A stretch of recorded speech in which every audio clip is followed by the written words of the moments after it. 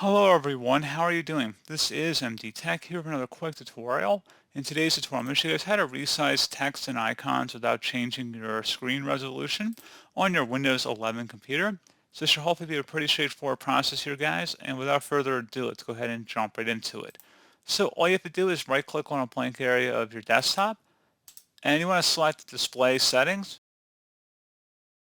Now where it says Scale and Layout, you click inside the drop down here to adjust the different scaling options without adjusting the resolution of your screen, which is the second option here.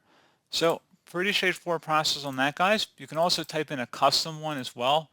If you want to click the little arrow next to it, and you can enter in a custom scaling anything between 100 and 500%. And that's pretty much it. So pretty straightforward process here, guys. I do hope I was able to help you out, and I do look forward to catching you all in the next tutorial. Goodbye.